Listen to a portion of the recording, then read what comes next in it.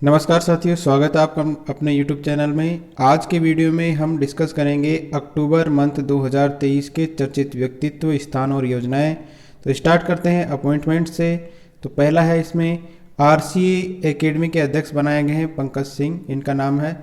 ये रणजी के पूर्व कप्तान थे और इनका कार्यकाल रहेगा मार्च 2024 तक। ठीक है, तो RCA एकेडमी के अध्यक्ष किसको बनाया गया है? पंकज सिंह को। मार्च 2024 तक इनका कार्यकाल रहेगा और ये है रणजी के पूर्व कप्तान।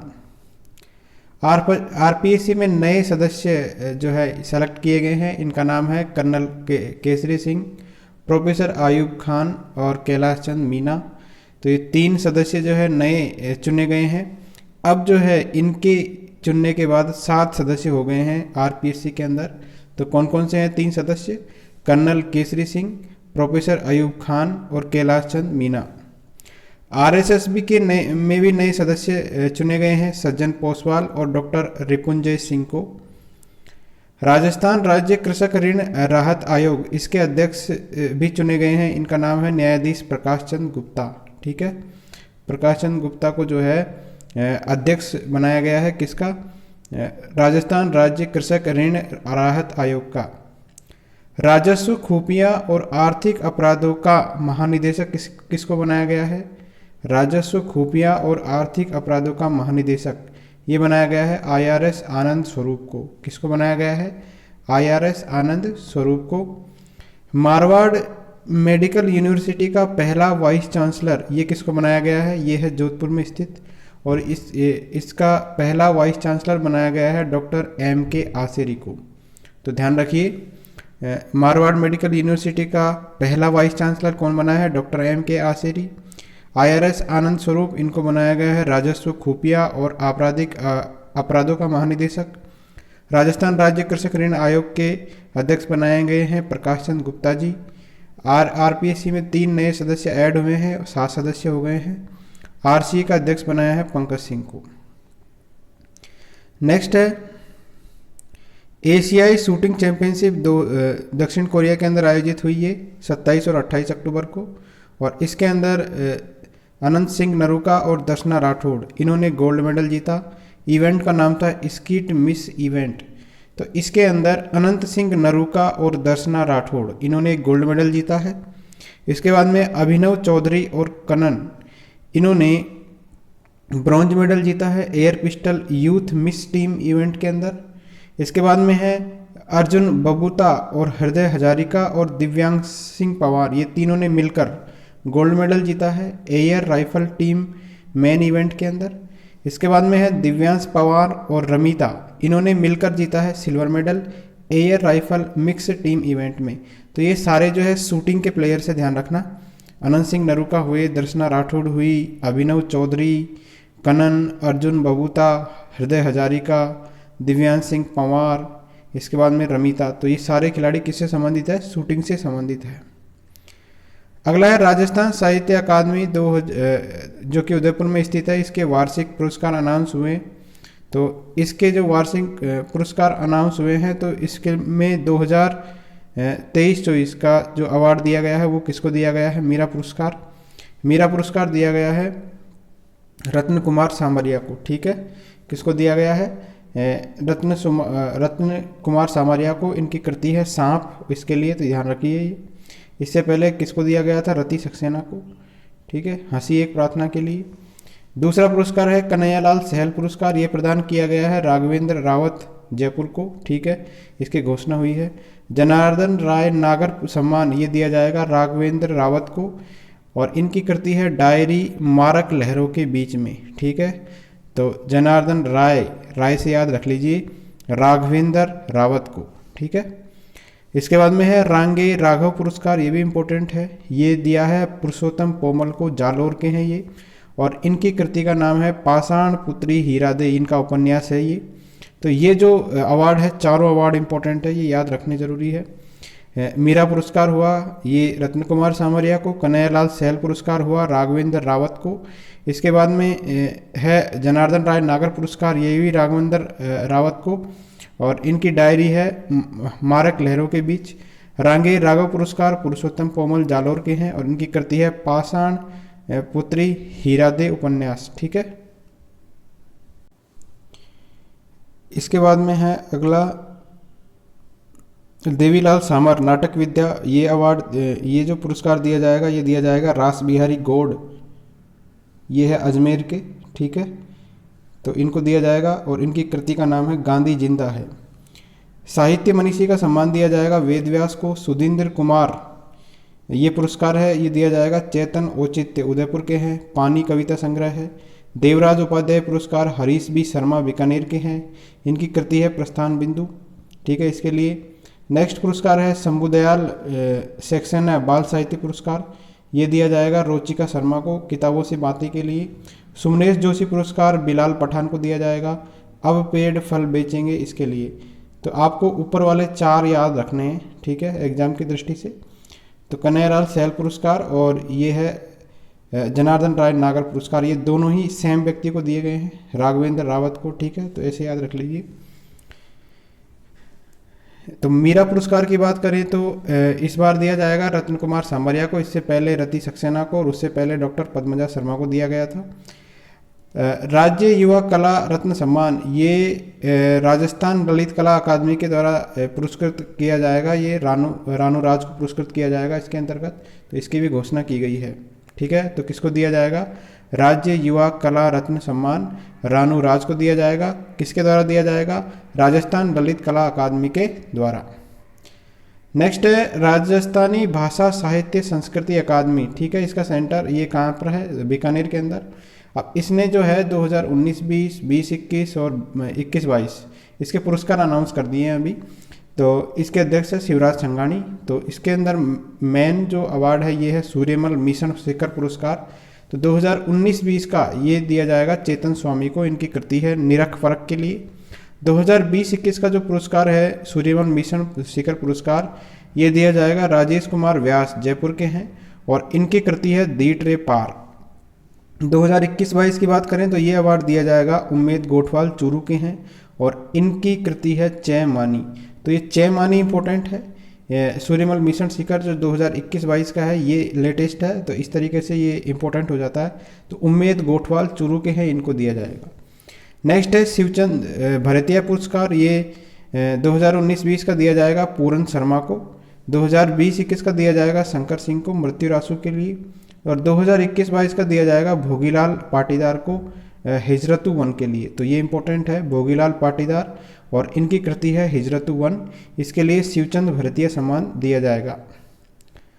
नेक्स्ट है गणेशीलाल व्यास पद्म पुरस्कार, ये दिया जाएगा विनोद स्वामी को। किसको दिया जाएगा? विनोद स्वामी को, और ये है हनुमानगढ़ के। 2021-22 की बात हो रही है। और चालुए बाई छिया ढलगी, इसके लिए ये कृति है इनकी विनोद स्वामी की, और इनको इसके लिए दिया जाएगा गणेशीलाल व्यास सम्मान। मुरलीधर व्यास राजस्थानी कथा साहित्य पुरस्कार, ये जो है डॉक्टर गिरजा शंकर शर्मा बीकानेर की है, इनकी कृति है डॉक्टर क्रांतिराज जोरावर। तो इसके लिए जो 2019-20 का दिया जाएगा इनको, और 2021-22 का दिया जाएगा ऋतु शर्मा बीकानेर की है, सरप्राइज के लिए। ठीक है, नेक्स्ट अवार्ड है प्रेम राजस्थानी युवा लेखन पुरस्कार, ये दिया जाएगा, लेटेस्ट है, शकुंतला पालीवाल को, केसर छाटा के लिए। ठीक है, शकुंतला पालीवाल है। राजस्थान महिला लेखन के लिए दिया जाएगा संतोष चौधरी को, कायारी कलजल के लिए। बाबूजी चतर सिंह अनुवाद दिया जाएगा भगवती लाल शर्मा को, अमोलक मोती के लिए। जवाहरलाल नेहरू राजस्थान बाल साहित्य सम्मान दिया जाएगा नरेश मोहन, हनुमानगढ़ के हैं, रूख ने गले लगावा, इसके लिए। सांवर दैया जो है पेली पोथी पुरस्कार, ये दिया जाएगा भवानी सिंह राठौड़, नागौर के हैं, इनकी कृति है बिंडजारी बेलड़ी। ठीक है, तो इस तरीके से ये अवार्ड है। ठीक है, तो इसमें इंपॉर्टेंट है जवाहरलाल नेहरू राजस्थान बाल साहित्य पुरस्कार, नरेश मेहन, हनुमानगढ़ के, और इनकी कृति है रूख ने गले लगावा। इसके अलावा ऊपर के 2 याद रख लीजिए, सूर्यमल मिशन पुरस्कार उम्मेद गोठवाल, चूरू के, चैमानी के लिए, और शिवचंद भरतिया पुरस्कार भोगीलाल पाटीदार को, हिजरतु वन के लिए। नेक्स्ट है राज्य सरकार के द्वारा नोटिफाइड जो है वेटलैंड, उसकी सूची है जुलाई 2023 तक की स्थिति के अनुसार कितने हैं? तो ये है 44 वेटलैंड। कितने हैं? 44 वेटलैंड है राजस्थान के अंदर। चर्चित स्थानों की बात हो रही है। तो पहला हमने पढ़ लिया कि कितने वेटलैंड है जुलाई 2023 तक की स्थिति के अनुसार 44 वेटलैंड है और ये 19 जिलों में फैले हुए हैं और 12 के अंदर सर्वाधिक है 12, ठीक है, 12 वेटलैंड है 12 के अंदर। नेक्स्ट है माउंट आबू। माउंट आबू के अंदर जो है जंगल सफारी का शुभारंभ किया गया है। ये माउंट आबू अभ्यारण्य जो है चौथा है। इससे पहले रणथंभौर, सरिस्का और कुंभलगढ़ के अंदर भी जंगल सफारी का जो है शुभारंभ किया गया था, ठीक है। तो वर्तमान में 4 अभ्यारण्यों में जंगल सफारी शुरू है, रणथंभौर, सरिस्का, कुंभलगढ़ और माउंट आबू। नेक्स्ट है प्रदेश का पहला वाइल्ड लाइफ कॉरिडोर, ठीक है, वाइल्ड लाइफ कॉरिडोर है और ये प्रदेश का पहला है। तो ये किस से किसके बीच में बनेगा? ये बनेगा रणथंभौर से लेके सरिस्का के बीच। इसकी लंबाई रहेगी 140 किलोमीटर, ठीक है। तो 140 किलोमीटर लंबा वाइल्ड लाइफ कॉरिडोर बनेगा और ये प्रदेश का पहला रहेगा। किस किस अभ्यारण्य के बीच में? रणथंभौर और सरिस्का के बीच में। अगला है बड़ी तालाब उदयपुर की बात करें तो ये जो है इसको कंजर्वेशन रिजर्व घोषित किया गया है। बड़ी तालाब उदयपुर में एक जगह है और ये क्यों घोषित किया गया है कि महासीर मछलियों के संरक्षण के लिए। कौन सी मछलियों के लिए? महासीर मछलियाँ जो कि लुप्त प्राय होती जा रही है, इनके संरक्षण के लिए बड़ी तालाब उदयपुर को जो है कंजर्वेशन रिजर्व घोषित किया गया है। इससे पहले उदयपुर में पहला कंजर्वेशन रिजर्व बना था बागदड़ा नेचर पार्क। ये क्रोकोडाइल के लिए इसको कंजर्वेशन रिजर्व घोषित किया था, ठीक है। नेक्स्ट है जियोलॉजिकल सर्वे ऑफ इंडिया में लेड, जिंक और सिल्वर के खनिज के अन्वेषण के लिए चर्चा में कौन सा स्थान रहा है? तो जियोलॉजिकल सर्वे ऑफ इंडिया के अंदर चर्चा में रहा है भीलवाड़ा का बनेड़ा क्षेत्र का मानपुरा, ठीक है। तो यहाँ पर जो है लेड, जिंक और सिल्वर मिलने की आशंका जताई जा रही है। अगला है मुकुंदरा टाइगर रिजर्व का दायरा बढ़ा दिया गया है और पहले था 760 किलोमीटर स्क्वायर वर्ग किलोमीटर था और इसको बढ़ाकर कितना कर दिया गया है? 1135.78 किलोमीटर स्क्वायर कर दिया गया है। यहाँ पर मुकुंदरा टाइगर रिजर्व की बात करें तो 9 अक्टूबर 2023 से यहाँ पर टाइगर सफारी स्टार्ट की गई है, ठीक है। तो मुकुंदरा टाइगर रिजर्व का दायरा कितना हो गया है? 1135.78 वर्ग किलोमीटर और टाइगर सफारी स्टार्ट हुई है कहाँ पर? मुकुंदरा टाइगर रिजर्व के अंदर। अगला है देश की पहली विस्टाडोम हेरिटेज ट्रेन, ठीक है। ये कहाँ से कहाँ तक चलेगी? तो ये चलेगी मारवाड़ जंक्शन से लेकर खामली घाट तक, ठीक है। प्रदेश की पहली जो है विस्टाडोम हेरिटेज ट्रेन कहाँ से कहाँ तक चलेगी? मारवाड़ जंक्शन से लेकर खामली घाट तक। ई धरती पोर्टल का शुभारंभ किसके द्वारा किया गया है? तो ये स्टार्ट किया गया है राजस्व मंडल के द्वारा और इसके अंदर सरपंच की जो SSO ID है वो लिंक की जाएगी और ये पोर्टल जो बनाया गया है ई धरती पोर्टल, ये नामांतरण के लिए बनाया गया है। अगला है प्रदेश का पहला सिंथेटिक एस्ट्रोटर्फ फुटबॉल मैदान, ये कहाँ पर बनाया गया है? तो ये बनाया गया है फुटबॉल मैदान है और पहला है ये। तो ये है विद्याधर नगर स्टेडियम जयपुर के अंदर बनाया गया है ये, ठीक है। फुटबॉल का मैदान, सिंथेटिक एस्ट्रोटर्फ फुटबॉल का मैदान कहाँ पर बनाया गया है? जयपुर में। इसके बाद में बात करें तो 19 जिले घोषित पहले हो गए थे और अभी घोषणा की गई है 3 नए जिले बनाने की, लेकिन इनकी अधिसूचना अभी जारी नहीं की गई है। ये 3 जिले हैं कुचामन, सुजानगढ़ और मालपुरा। कुचामन बनाया जाएगा डीडवाना से, सुजानगढ़ को बनाया जाएगा चूरू से और मालपुरा को बनाया जाएगा टोंक से। तो इस तरीके से अगर ये इसकी अधिसूचना जारी हो जाती है तो 53 जिले हो जाएंगे राजस्थान में। अक्टूबर 2023 की स्थिति के अनुसार प्रदेश में नगरीय निकायों की कुल संख्या कितनी है? तो नगरीय निकायों की बात करें तो राजस्थान के अंदर नगरीय निकाय टोटल हो गई है 252 और लेटेस्ट जो है अलवर नगर निगम बना था। तो कुल नगर निगमों की संख्या कितनी है राजस्थान में? 11 और कुल नगरीय निकायों की बात करें तो 252 है।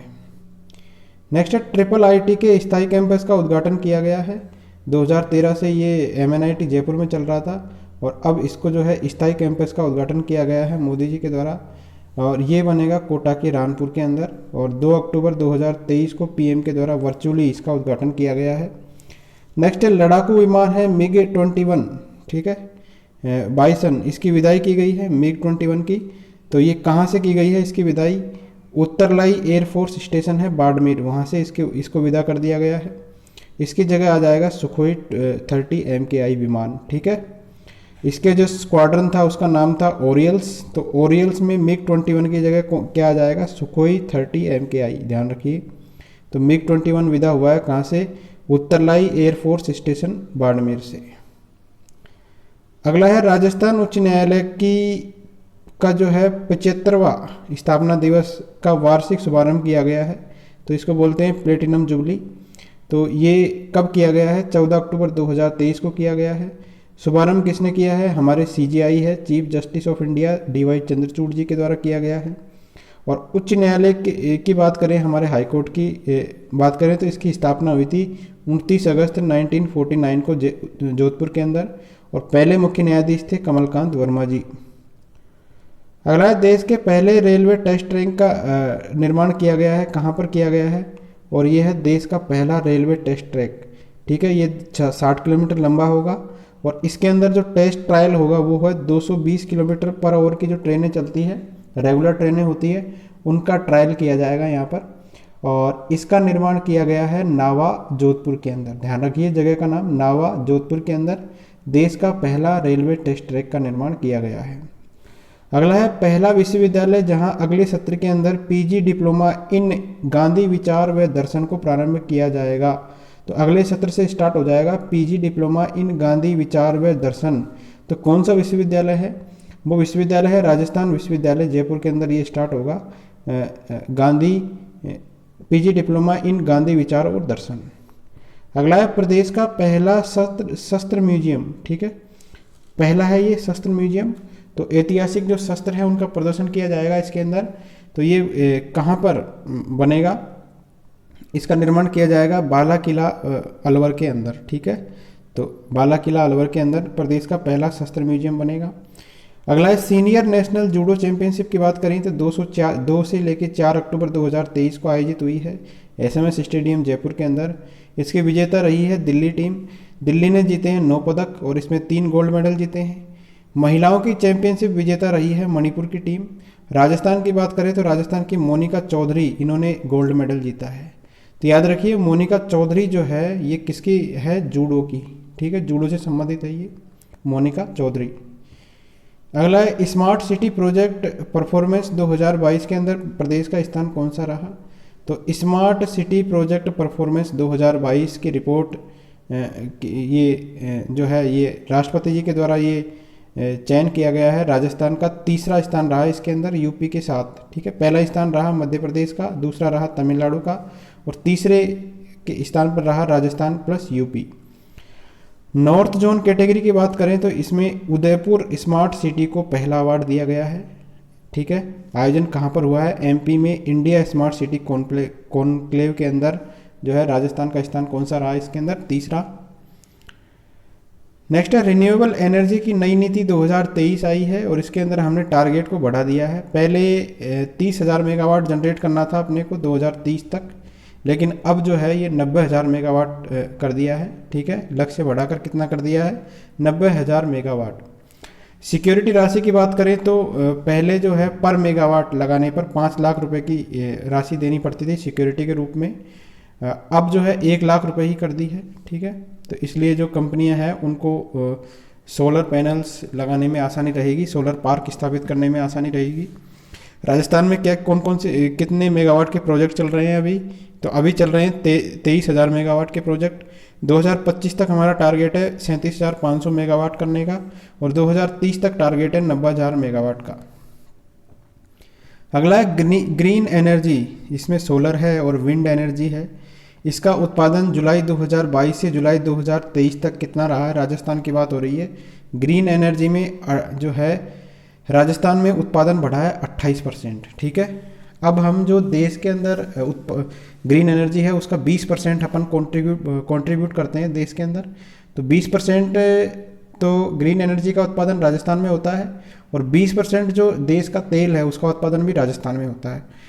ठीक है, तो राजस्थान में अभी जो उत्पादन बढ़ा है ग्रीन एनर्जी का कितना बढ़ा है, 28%। ये किसकी रिपोर्ट के अनुसार है, ये एक इंस्टीट्यूट है एम्बर, ऑस्ट्रेलिया बेस्ड है। तो ऑस्ट्रेलिया की एक इंस्टीट्यूट है एम्बर, इसके अनुसार राजस्थान में जो है ग्रीन एनर्जी का उत्पादन कितना बढ़ा है, 28%, और कार्बन उत्सर्जन में कमी कितनी आई है, 10% की। एक चीज़ और याद रखिए कि 2030 तक हमारा टारगेट है देश के अंदर 43% जो है उत्पादन हो। ठीक है। भणियाना जैसलमेर के अंदर सोलर और विंड पावर संयंत्र एक साथ लगे हुए हैं। ठीक है, भणियाना जैसलमेर के अंदर दोनों प्लांट दोनों लगे हुए हैं एक साथ, सोलर और विंड पावर संयंत्र। नेक्स्ट है अपार आईडी। ठीक है, अपार आईडी ये सेंटर ने निर्देश दिए हैं राज्यों को कि भाई सबकी अपार आईडी बनाइए। अपार आईडी का फुल फॉर्म होता है automated permanent academic account registry. ठीक है, फुल फॉर्म याद रख लीजिए। जैसे आधार होता है उसी की तरह ये 12 डिजिट का नंबर रहेगा। और जब भी एडमिशन लेगा स्टूडेंट, बाल वाटिका में ले, स्कूल में ले या कॉलेज में ले, तब ये अलॉट हो जाएगा अपार आईडी। और इसके अंदर जो एकेडमिक एक्टिविटीज़ है स्टूडेंट की, वो सारी उसकी सूचना रहेगी। ठीक है, अपार आईडी के अंदर।